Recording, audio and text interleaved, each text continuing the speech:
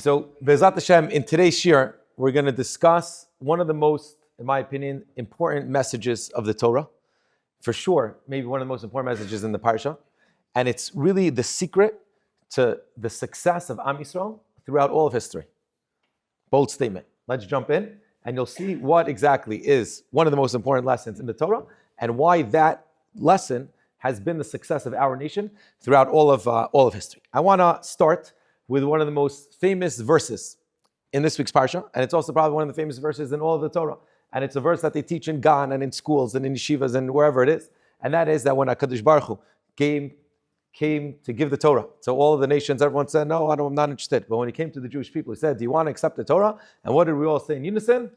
Nasa v'nishma. Yeah, we're gonna do, and we're gonna listen. And the commentaries explain, or some of the commentaries explain, what does it mean, Nasa v'nishma? Naseh, first we'll do, and then Nishma, and then we'll understand. Meaning we're willing to do it even before we understand. And that was like some amazing, that was like a breakthrough statement. Such a breakthrough statement that Chazal go over and say that when the Jewish people said Nasa v'nishma, you know what happened in the heavens? You know how it shook the heavens, how amazing, how incredible. Not only that, it's become part of our songs, our Shabbos Midrash, right? We say, Yona matzav manach. So one of the phrases is, Uva'u chulam b'ivris yachad. We all came together in one bris. Nasa v'nishma, amruka echad. We all said Nasa v'nishma together as one. It's so ingrained in our culture, this idea of Nasa v'nishma. And the Gemara, I want to quote you a few Gemaras and a few Midrashim. Says the Gemara in Shabbos, and Daf Peiches, Amar Rabbi Elazar, b'sha'a shigdimu Yisrael Nasa l'nishma. The moment that we said Nasa before Nishma, Yatzta bat kol v'amra. There was a heavenly voice that went out and said, Migila levanai razeh. Who taught my children such a big secret? That the angels use it. The Gemara continue. B'sha'a shigdimu Yisrael Nasa l'nishma. The moment we said Nasa v'nishma, Ba'u shishim ribo shemalachei asheret. 600,000 angels came descendant from the heaven. Lechol echad v'echad misrael kashru lo shnei ktarim. Each one, they put 2 crowns. You can imagine, they weren't so big. They were small little ones, yeah? 2 crowns on our heads. Echad keneged naseh, v'echad keneged nishma. One because we said nasa, and one because we said Mishnah, we're going to listen. V'chivan shekiblu. This is a Tana de Be'eliyahu. This is a Midrash. V'chivan shekiblu Yisrael ol malchut shamayim. When the Jewish people accepted the ol malchut shamayim on their head, b'simcha ve'amru kol asher diber Hashem naseh v'nishma. And when we uttered the words Nasa v'nishma, what happened? Miyad amar HaKadosh Baruch Hu leMoshe. HaKadosh Baruch Hu told Moshe at that moment, Sheyomar liYisrael, to tell the Jewish people, sheyasu lo mishkan, that they can make a mishkan. In other words, according to this Midrash, the reason why we merited to have the mishkan was because we said Nasa v'nishma. And there's a lot more, many more Midrashim that explain that when the Jews said Nasa v'nishma, that the heaven shook. It was amazing, right? We said we were going to do even before we understand. And the first question I want to ask you is, what's so amazing about saying Nasa v'nishma? What's so amazing about doing something without understanding it? We all do it all the time, probably every day of our lives. Especially married Jewish men, we do Nasa v'nishma every second of our life. I remember when I was newly married, till this day, every Friday I get a list. You go to the supermarket, yeah, so you get a list. I have no idea why you need this spice and that spice, and why it needs to be with that color label, and it needs to be from this company, and it needs to have the bowls need to be that size and not this size. And you're walking around. You ever see like these newly married couples when they're in the supermarket? We're like foreigners in a different country. And we're literally walking around. We have no idea where anything is, right? And you're just lost, literally lost. And you're scrolling around from one place. And then what's nice is when you see another man that's also was sent by his wife. It's like meeting, someone from your country in a foreign land. And you're able to talk with them. Have you seen the pasta sauce? Have you seen the olives? Right? Where is it? And then you're able to you help one another out. But we do Nasa v'nishma all the time, right? Now, I would say that us married men, Jewish men, we're even better than the Nasa v'nishma. Why? Because the Jews, they said Nasa, we'll do it v'nishma, and then we'll understand. The men, we gave up on understanding a long time ago, right? We just do it, and that's it. We come back home. Here's the stuff. Abig is not. Take it, and it's all good, right? Every time you get on a plane, you know the mechanics. You know exactly how it works. It's Nasa v'nishma. The doctor gives you a prescription. You start doing all the history. I need to understand how it's going to do this, how it's going to do that. No, you take the medicine, you take the pill. You're an Israeli, and you're giving directions, right? You even know where the guy's going. No, right? Israelis. How do I get there? He's not going to say, I don't know. Oh, yashar, yamina, smola. You'll figure it out, right? All the time, right? We purchase things. We use things without understanding how they work. You go into the supermarket and there's shampoo. This shampoo is going to make your hair thick. This one's going to make it thin. This one's going to make it less oily, more oily. I don't know. Everything has, like, they're selling you, I'm going to take this one. You know exactly how it works, what the chemicals are, why this one is better than that one. You have no idea how it works. But what do? Nasa v'nishma, right? Nasa v'nishma, I'll take it, I'll do it. Let me jump in, let me see how it works. What's so amazing? All Chazal, they went, wow, Am Yisrael, Nas. And who did we say Nasa v'nishma to? Who did we say we're going to listen?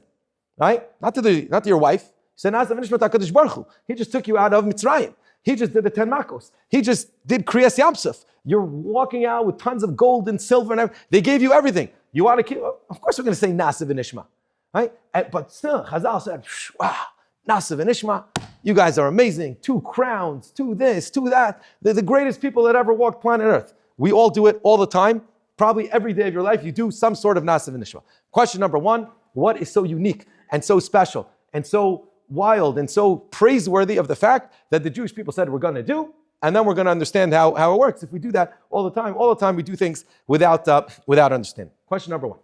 Question number 2. You ready? Here we go. The beginning of the Parsha. Ve'ela mishpatim asher tasim lifnehem. These are the mitzvos that you should teach the Jewish people.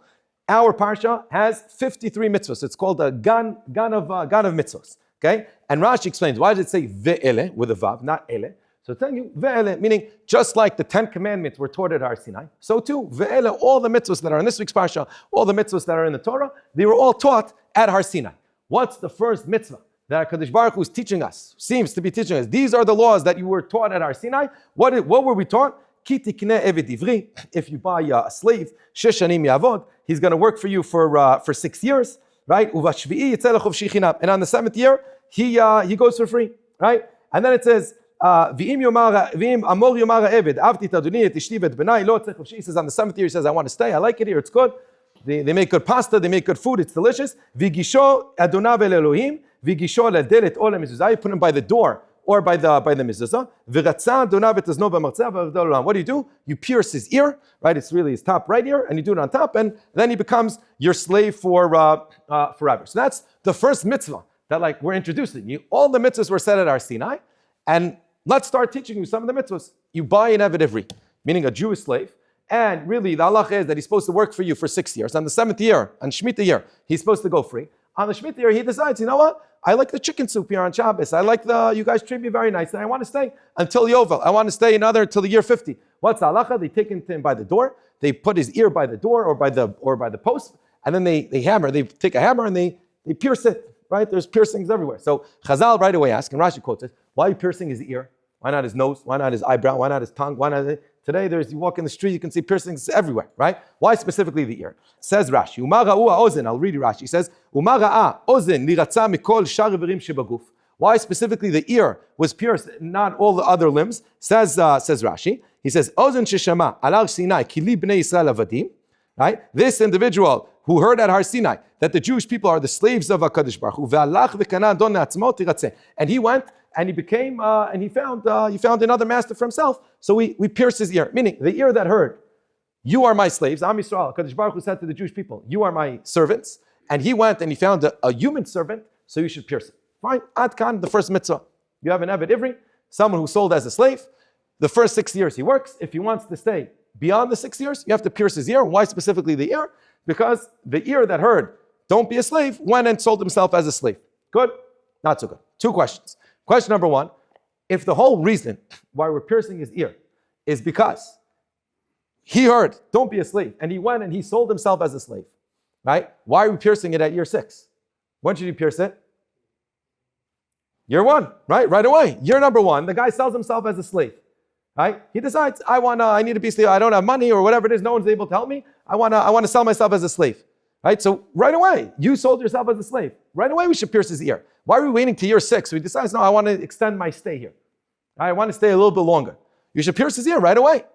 Why? Question number 1. Question number 2 is that, why is this the mitzvah that is like the go-to mitzvah that we're starting Eila Mishpatim with? These are the Mishpatim. All the mitzvahs that were said at Har Sinai, all the mitzvahs that were taught in the Torah, they were all said at Har Sinai. Let's begin to learn which one are we starting with?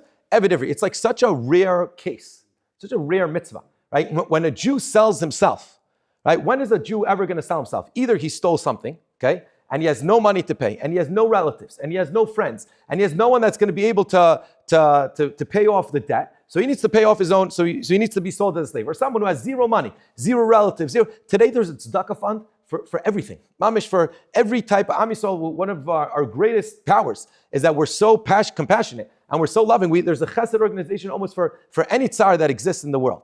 Right? So there's one Jew, Nebuch, he wasn't able to eat. He had to sell himself as a slave because he didn't have any food. Right? That's why he was sold as a slave. He sold himself as a slave. No one was able to help him. So the case of an Eved Ivri selling himself, a Jew selling himself as a slave, is such a rare case. Maybe it could happen, but it's so rare. Like, we're so compassionate, we would probably help him, probably give him food beforehand. Why is this like the quintessential mitzvah that we're starting off the Torah with? Good?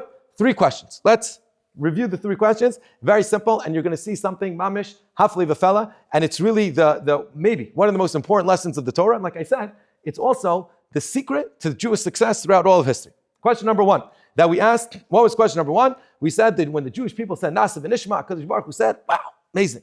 We say Nasa v'nishma all the time. We always do things without understanding. Question number 1.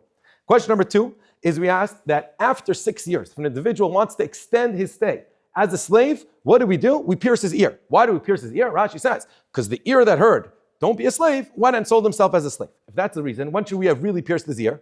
On day 1, right away, when he sold himself as a slave. That's when we should have pierced his ear. Question number 2. Question number 3, why is this the first mitzvah that we're introducing all the other mitzvahs of the Torah with, really, right? We had Har Sinai last week, and now let's discuss all of the mitzvahs. And let me tell you the first one, the quintessential mitzvah, Eved Ivri. It's so rare, we said. It almost never happens. 3, very important, very great questions, I think, and very strong questions, very, very important questions. And as I said, B'ezras Hashem, when we answer these questions, we'll see the secret to Jewish success throughout all of history, and such an important message. So the idea that I'm going to share with you, I heard from Reb Aryeh Leibowitz. He's the head of RITZ in YU Smicha, incredible Talmud Chacham, big anav, mamish Torah Gdula b'makom echad, the really incredible tzaddik. And I personally have a lot of akar satov to him. He when we started Smichas Chaver, so I wanted to expand it into Chutz La'aretz. So I asked him, I said, do you want to teach it? So he jumped on board. He was one of the first ones, him and Rav Shmuel Marcus. So mamish, he's incredible in halacha and machshava. So this idea, I heard from him with a little bit added pilpil, as they say. So comes Rav Aryeh Leibowitz, and he quotes another Midrash. Okay, there's a fascinating Midrash that says as follows. It says, when Moshe Rabbeinu, right, came down from Har Sinai, his face was shining. The second time, right, his face was shining, it to the point that he had to put a mask on his face. When people wanted to speak to him, it was glowing. So the Midrash says, why did Moshe Rabbeinu shine? Where did this shine come from? Suddenly, like, it started shining when he came down from Har Sinai. So the Midrash says like this: Moshe Rabbeinu was up in Har Sinai. HaKadosh Baruch Hu said, you need to write a sefer Torah, all the mitzvos that are there. So he took out, he made him an inkwell and a feather, right? You ever seen a sofer write a sefer Torah? And he started writing. When he finished writing the sefer Torah, right, there was a little bit of ink that was left in the inkwell. That's what the Midrash says. What did Moshe Rabbeinu do? He took some of that ink, he wiped it on his forehead, and that caused his face to shine. Ad kan the Midrash. That's what the Midrash. All the Mefarshim ask on this Midrash, what's going on over here? You have ink that's left over, you're putting it on your head. You're like a football player, right? You're like the outfielder in the Major League Baseball, right? What's going on? And why is that causing your face to shine? So Rabbi Leibowitz said an incredible idea. He said like this. He said, look, think about Moshe Rabbeinu for a second, okay? Moshe Rabbeinu, he's the GOAT, as they say in Laz, in America. The greatest of all time. And we say it every day, right? Look, there was no Navi ever like Moshe Rabbeinu, the greatest of ever. He just finished writing the best-selling book of all time, for all eternity, all of history, more than Harry Potter, like way more, yeah? The best of the best. He took the Jewish people out of Egypt. He had Kriyas Yamsuf. He did it all. You would think at this moment, I took them out, I brought them Kriyas Yamsuf, 10 makos, I gave them the Torah, we could retire, right? We're done. I'm done. I can, let me hang my flag and life is good. I accomplished so much. But then what does he see? He sees that there's a little bit of ink left in the inkwell. And what does he do? He takes that inkwell and he puts it on his face. What does that represent? When do we usually, what other time do you put something on your face that seems like really weird? Have you ever been to Havdalah, right? What if some people have the custom? So after Havdalah, they dip their fingers in the thing and they point out, why do you do that? So the Mishnah Berurah says, to show the chavivus of the mitzvah, to show that you love the mitzvah, that you love doing the mitzvah, that you're almost putting it on the face. So what Moshe Rabbeinu saw, he saw a little bit of ink that was left in the inkwell. So you have 2 options. Either, okay, there's a little left over. Let's move on. Or he said, one second, there's something that you can use with this ink, right? This ink has potential. There's still a little bit more that could be done with the ink that's here. Let me take it, like Havdalah almost, and put it on my face. And that causes you to shine. When you're in love with the Torah, when you're in love with HaKadosh Baruch Hu, when you're in love with spirituality, you're shining. You walk around shining. People look at you and you're like, wow. You ever see like a big tzaddik, right? And he walks into a room and everyone's like, wow, like you need to put your sunglasses on. Like his mom is shining. That's what Moshe Rabbeinu did. He says, there's a little bit of ink left. I'm not retiring. If there's always something that's left to do, I have to do it to the max. If you want to excel in life, really want to become the best that you could, what's the message that Moshe Rabbeinu here is teaching us? Never stop growing. Always find something with every little aspect that you have and find a use for it and excel in it. And that's really what happened with Yaakov. When Yaakov went back for the Pachim Ketanim, you remember, he went back why are you going back for small jogs? Well, he's a billionaire. Why you have these little small things? Why are you going back for? Because if HaKadosh Baruch Hu gave you something, you need to figure out, how can I maximize this to its best? All of you have so many kochos, so many gifts that HaKadosh Baruch Hu gave you. Are we maximizing it to the end? Are we being like Moshe Rabbeinu? Or like Moshe Rabbeinu, or meaning like some could have said that Moshe Rabbeinu, you just wrote the Bible, retire. No. He says, I wrote the Bible, but there's still more to do. Look, there's a little ink. Let me find out what I can do with this. Let me see. Let me put it on my face. That it'll cause me to shine. I'll find usage for it in some way. What Moshe Rabbeinu was teaching us with this little ink is that when you think you're at the end of your string, realize that your string is really much, much longer. There's a lot more that you can do. When I was in YU, so you have to take gym. It's one of the requirements. You have to take a gym class. So we had a gym teacher. His name was Stan. He's an African-American guy. Lovely man. We used to call him Stan the Man. Okay? So we do tracks. We do akafis. If you've ever been to the YU gym, they have like a circle thing. So I think I went once the whole semester. He still gave me an A, but I think it's pass or fail. But Lamaisa, you run around on the track. So on that one time that I went, he taught us a very important lesson. First, we're running around and round and round. And then he tells us, as we're into like mile 1 or 1.5, he says, listen, we're going to run until you mamish feel like, until you're ready to stop. Right? He says, and then when you're ready to stop, don't stop. Sprint as hard as you could. Double your speed, triple your speed. Sprint as far as you can for at least 10 seconds and then stop. Right? And we all did it. And then he says, why did I do this? He says 2 reasons. One is like a biologically, right? It's good. Right? When you're doing cardio, at the end of your cardio, try to push yourself to the max. He says that's the reason number 1. And then he said, reason number 2 why I told you to do it is because many times in life, right, you feel like you have no more energy left. I'm done. Right? I want to stop running. What can you do? You can really still sprint. You still have a lot in you. You think you don't have in you, right? You have a lot more in you where you're able to sprint a lot further. There's always more toothpaste in the toothpaste container. You can always get a little bit more out, right? There's always something that's left. You never fully take it out. And that's what Rav Hunter always said. He says the Jew never retires. Why does a Jew never retire? Like Moshe Rabbeinu, we always try to maximize ourselves to the goal. Rabbi Friend, in the 2012 Siyum Shas, he said an incredible story from Rav Nachum Stillerman. Nachum Stillerman he was a big Rav. He was a student of a contemporary of Rav Nassan Tzvi Finkel, the Rosh Yeshiva of the Mir. And he asked him, he says it was his 70th birthday. And he said, Rosh Yeshiva, Rav Nassan Tzvi, he says, I for my birthday, I created a plan of what I want to finish in the next year, how much Torah I want to learn in the next year. So he says, I set out 365 days, the time that I have, I want to finish 2 Masechtas and also all of Sefer Tehillim. So Rav Nassan Tzvi Finkel, the Rosh Yeshiva of the Mir, he looks at him and says, very nice, 2 Masechtas, Sefer Tehillim. He says, but that's not a plan. He says, what are you going to do next year? What about year 72, year 71? What are you going to do the next year after? You need to come back to me with a serious plan. So he comes back and he says, in 3 years, I'm retiring. I'm setting aside in 3 years, I'm going to finish an entire Seder and Shas, a whole Seder. Right? So he came back after a few days and he told it to Rav Nassan Tzvi, this is exactly what I'm going to do it. And she says, very nice, 3 years, a whole Seder and Shas. He says, but what about the rest of the Torah? What about the rest of the Shas? What about Halacha? Come back to me with a serious plan. So he leaves, he comes back a week later, and he has a plan. He says, I have a 29-year plan. Okay? In these 29 years, I'm going to finish Shas, I'm going to finish Halacha, I'm going to do Tanakh, I'm going to learn Torah, Kamosh Tzlich. Says the Rosh he held him, he says, that's a plan. That's Kishma. Now you have a plan. Now you're dreaming. Now you're actually dreaming big. Now you have shifas. Now you want to be great. Now you want to be amazing. Right? He was nifter last year, January 2025, but he lived to 84. And I imagine, right, from the year 70, those 14 years, almost halfway through his plan. You can imagine how much Torah he learned, how much incredible. So what the inkwell teaches you is that when you think you're at the end, when you think it's over, there's always so much more, and always put yourself to maximize every kli that HaKadosh Baruch Hu gave you. And with this, we can answer our questions. We asked, what's so amazing about Nasa v'Nishma? So one explanation of Nasa v'Nishma is we'll do without understanding. That's one explanation. I want to introduce to you another explanation today, which is this explanation. Am Yisrael said, Nasa, we're going to do it. Most people, when they say I'm going to do it, they give up. That's it. I'm done. When I go shopping for my wife, I don't understand what I'm doing. I come back with the things. I say Baruch Shepatrani with more kavana than the father of the bar mitzvah boy, and I say I'm done until next Friday. Okay, but comes over here the Torah. When we said Nasa v'Nishma, you know what we said? We said we're going to do it, but we're not going to stop.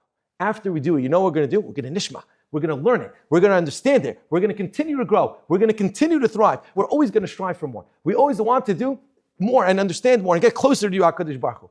HaKadosh Baruch Hu says, this is not just a nation that wants to listen to me. This is not just a nation that wants to do the mitzvahs. This is a nation that wants to be one with me. Uva'u chulam bivris yachad. We came one with HaKadosh Baruch Hu. Nasa v'Nishma isn't just blind faith. Yeah, I'm going to do without understanding. Nasa v'Nishma means I'm going to do it, and after I'm doing it, I'm going to understand it. I'm not going to be content with just doing it. I'm only going to be content when I dig deeper, when I learn, when I strive, when I push myself to the max. That's the secret over here of what Nasa v'Nishma means. It means that I'm going to continue growing. And that's the secret of the success of Am Yisrael throughout all of history. What's our success as a nation? We were never okay with just being, okay, this is who I am. I'm done over here. In all aspects of our life, wherever a Jew went, whether it's his spirituality, whether it's his sustenance, whether it's our chesed, we are the best at chesed. We're the best at business. We're the best at Torah. We're the best at any field you put us into. We maximized it to the most. Why? Because we're Nasa v'Nishma Jews. It's in our DNA. It's in our genes, right? We do something and we say, it's not enough. I want to do more. I can do more. I can dig deep. And that's Nasa v'Nishma. When we said that, because Baruch said, psh, you deserve 2 crowns. That's an amazing thing. And with this, we can also answer the Eved Ivri, right? We said, the Eved Ivri, why are we piercing his ear after year 6? We said, what's the reason we pierce his ear? We pierce his ear because the ear that heard, don't be a slave, you went and you sold yourself as a slave. So we pierce his ear. But when do we pierce it? After he was already enslaved for 6 years, right? And he wants to stay longer. When should we have really pierced his ear? On day 1. We shouldn't have pierced it right away when he sold himself as a slave. That was the question we asked. What's the answer? With this, it's beautiful. In many levels, we're all Eved Ivri, right? What does an Eved Ivri represent metaphorically, right? We're sold as slaves. We become addicted to our phones, to our bad midos, to whatever it is that a person has, or we become content with whatever it is that we're doing, even good things, right? This Eved Ivri, he made a mistake. Either he stole, he made a bad business decision, he had no money, he has no friends, he has to sell himself as an Eved. Things happen. People make mistakes. It happens, right? People fall. We're all human, and we're sent in this world as humans to make mistakes, and we fall again. But you're in this person's possession for 6 years. 6 years you're a slave. You didn't once dream bigger. You didn't once dream, I want to get out of here. I have bigger aspirations. I want to get out of just being a slave. We don't pierce his ear on day 1 because we all make mistakes. We can all fall into the Eved Ivri trap. We can all become an Eved Ivri. We can all become enslaved to our temptations, to our desires, to whatever it is. And this individual, he became an Eved Ivri because he fell into bad financial times. It's okay to make a mistake, but to repeat the mistake and not strive higher, not to say, I'm going to become greater, I'm going to have bigger dreams, then we pierce your ear. After 6 years of being in the same place and you have no other dreams, you're not dreaming any bigger. You're just happy eating the chicken soup of your host. That's what you want to do. You're in control mode. Now we have to pierce the ear. We have to pierce the ear, and we say the ear that heard, right? At Har Sinai, Li'avadai, and where do we pierce it? Says Rashi, we pierce it either, says the pasuk, we pierce it either on the door or on the doorpost. Asks Rashi, why on the door and on the doorpost? Says Rashi, as follows. He says, Reb Shimon haya doresh, mikre zeh kiminan chono. He says, ma nishtanu, delet u'mezuzah, mikol kanim shebebayit. Why the doorpost and the mezuzah do we specifically pierce the ear there? Amar HaKadosh Baruch Hu said, delet u'mezuzah, she'ayu edim b'mitzrayim. The door and the mezuzah and the doorpost, they're almost like 2 witnesses that were in Mitzrayim. Kshepasachti ala mashkof ve'al shtei mezuzot, when I jumped over the houses, ve'amarti, and I said, K'li b'nei Yisrael, right? Avadayim v'lo avadim v'lavadim. You're my slaves. V'alach zeh v'kana adon atzmo. And you went and became a slave. Then that's why we pierced it specifically in front of those two, in front of the door and the doorpost. What's the deeper meaning over here, right? We're putting him by the doorpost and by the mezuzah. And we're saying, why specifically these two? These two are testifying that God did what? He jumped over the houses in Mitzrayim. He took the Jews out of Egypt. You come from a nation that left Egypt. You come, the Midrash says there wasn't a single slave that was able to escape Mitzrayim until the Jewish people did it, and then we did it in the millions. The door and the doorpost witnessed Am Yisrael leaving Mitzrayim. You realize what's embedded in your DNA. You realize how great you could become. You realize that you can break free out of everything, and you're still content with what you are. You're not dreaming any higher. You don't striving to become greater than what you could. We're going to pierce your ear specifically by the door and by the doorpost, because those were the ones that testify that you can really become better. And that's why specifically, like we said, we're piercing it after year 6, because after year 6 is when you're basically, that's when you give up. We all make mistakes, right? But to be in the mistake for so long, that's not okay. And this also, we can answer our second question, right? We said, why is Eved Ivri, like the introduction to all the mitzvahs? Ve'ela Mishpatim. Let me tell you about the mitzvahs that were taught at Har Sinai. And what do we start with? Eved Ivri. It seems like, we said, it almost never happens. You're right. It almost never happens. But why are we starting with this mitzvah? You know why we're starting with this mitzvah? Because this mitzvah is the template for all the other mitzvahs that exist. Don't be content with your spiritual state that you're in right now. You can always do more, and you can always aspire more. So you keep Shabbos. Amazing. You're coming to the shiur now. You're listening online. There's a million other things that you can be doing with your time right now. It's incredible. And it really is. With the amount of distractions that we have in our world, to spend time sitting and learning and coming, it's an incredible thing. And HaKadosh Baruch Hu in Shemaim is the most nachas you can get, right? You're doing chesed already. You're having guests over. You're doing amazing things. Could you do a little more? Are you able to push yourself a little bit to? You're davening once a day, 3 times a day. Could you daven with a little bit more kavanah? Could you do a little bit more chesed? Could you give a little bit more tzedakah? Could you learn a little bit more Torah? The Torah is telling us the first mitzvah, ve'ila mishpatim. You know what the mishpatim are? Don't be content with your spiritual state. You're a Jew. You're a Yid. You're a descendant of Moshe Rabbeinu. Take that ink that's left over in the inkwell. There's a little bit left. You can do something with it. Wipe it on your face. Make yourself shine. Make yourself grow. Push yourself to the max. And that's the DNA in every Jew. Every Jew, when you think you're done, you can still sprint. You can still do another mile. You can still continue and grow. There's a professor in America. His name is Randy Pausch. I think Professor Randy Pausch. He was a computer science professor at Carnegie Mellon University. I think that's how you pronounce it. He became very, very popular because he gave a lecture called The Last Lecture. What was so unique about The Last Lecture? Unfortunately, he was diagnosed with pancreatic cancer. And when he got the diagnosis, he was married, I think he had 2 or 3 kids. They told him, you have a few weeks to live. It ended up being a few months.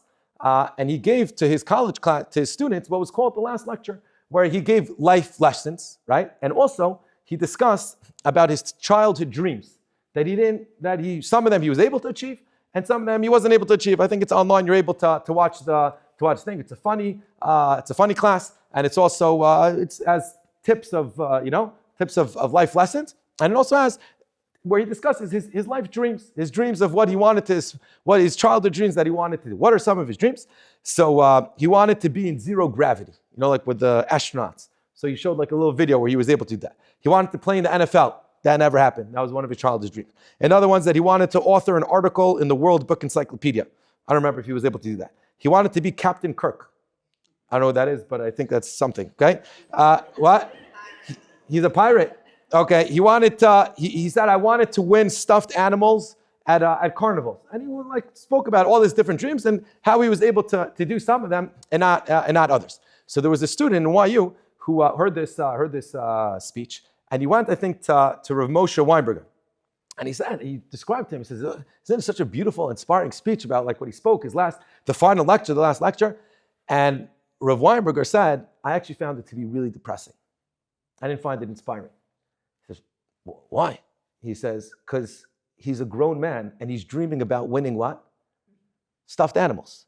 When you get older and you develop and you strive to be higher, your dreams should get bigger with you. When you're 40, you shouldn't be dreaming about stuffed animals at a carnival. You shouldn't be dreaming about being a player in the NFL. That's not happening. right? I gave up on being an NBA player a long time ago. Yeah, when I was born Jewish. That's when I gave it up. Yeah, but Lemaisa, right? A person should have much higher aspirations than just his childhood dreams. He should strive for things that are much greater. Don't be an Eved Ivri. Don't be stuck in your Eved Ivri mindset that I'm just stuck. Yeah, this is where I am. You know what was inspiring about this professor? What was inspiring about this professor is that towards the end of his life, he was invited to Congress to come testify about pancreatic cancer and like research and whether to allocate funding to pancreatic cancer. And he was finished. He was already in bed. He was like, they invited him. He says, there's no way I can get out. He called up his doctors and he says, what drugs could you give me to pump me up that I can go sit in front of Congress and testify what I went through? And they drugged him up like crazy, and it's all documented. And you see him, he's fighting through it. As he's walking through, he's fighting through the pain, and he sits down and he holds up a picture of his family. He says, this is my widow. And he says, this is my kids. And he walks through and he literally, his last bit of energy that was left in his body, he used to promote the idea of pain. Now for him, it made no difference. For him, it was over. He wasn't being saved by any research of cancer. He wasn't being saved. He knew it was over. And he said afterwards, after he testified, he was so wiped out, he was in bed for a whole month. He was in bed for an entire month, and it was over. And he had nowhere where he couldn't do anymore. Yeah? But he was able to push himself to the max. That's inspiring. To get teddy bears at a carnival, you should give up those dreams. But to still be able to help the whole world, to push yourself to the max, to realize that when you're finished, when your mom is at the end, you still have a little bit more in you, that's inspiring. That's amazing. That should be the last lecture. The last lecture is that realize that you can do great things. You can change the world with the little bit that you have left inside of you. When you're done your big marathon, you're still able to push more. That you're able to do. There was a hiker. His name was Sir Edmund Hillary. And we'll end with this. Sir Edmund Hillary was a New Zealand mountain climber. And he tried to ascend Mount Everest. He tried to ascend Mount Everest in the year 1952. 1952, he tried to ascend it. It was like a whole to-do, a whole spiel. He couldn't make it. He couldn't make it to the top. But when he came back down, so his friends and family, they were planning like a big dinner, like an honorary dinner in his honor for climbing Mount Everest. But he came back down with what? With really bad news. He's like, I didn't make it to the top. But in the meantime, what did they have? They had a whole dinner ready, like in a beautiful place.